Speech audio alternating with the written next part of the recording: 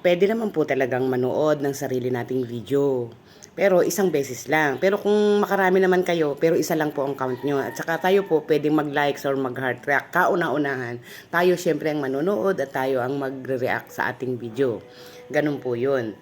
So, pero kahit po 50 beses nyo yung panoorin, isa lang po ang count noon. Hindi po yun bawal. Huwag po kayong maniwala sa mga dumadaan sa wall nyo na sinasabing bawal at nababawasan ang engagement. Hindi po totoo yun. Okay.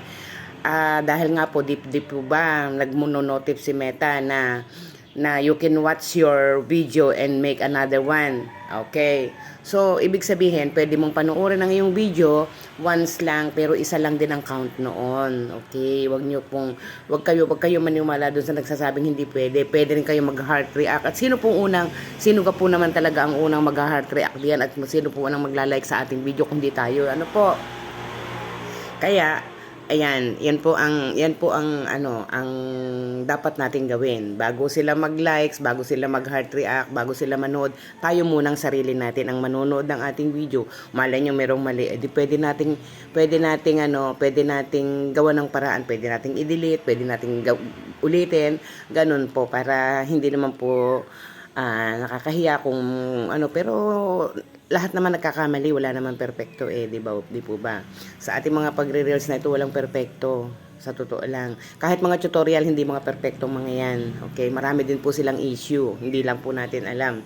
Kita nyo naman, mga na-demonetize dahil nga maraming issue. Ano po?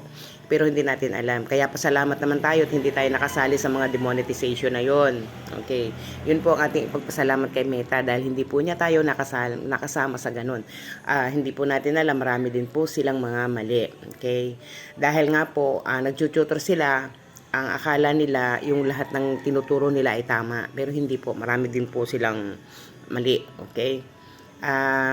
Kaya kailangan kung tayo kukuha ng idea, i-analyze muna din natin kung yun ay tama, kung yun ay maganda, kung yun ay naaayon sa ating pagre-reels. Okay. At isa pa, ayun na nga, hindi po mababawasan ang iyong dashboard at hindi po magdadagdagan pagka napapanood mo ng marami, isang beses lang. At wag po kayong may stress pag ang inyo pong mga dashboard ay namumula, natural lang po yan. Dahil pag yan po hinabol nyo ng hinabol, wala po, hindi po kayo makakabuo ng isang video dahil iisipin nyo ng iisipin bakit namumula. Hindi po. Yan po ay talagang mamumula at mamumula pero babalik din sa green. Okay? Kahit po mga malalaking digital creators, namumula din po ang kanilang mga dashboard. Wag nyo problemahin yung pamumula ng dashboard. Huwag nyo nang i-post yung pamumula ng dashboard.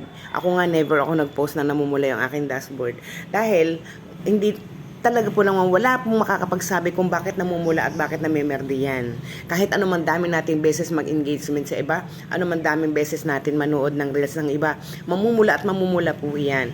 Yung pagiging berde niyan, si Meta rin po ang may gawa, hindi po tayo. Opo, wag nyo problemahan ang pamumula ng inyong dashboard.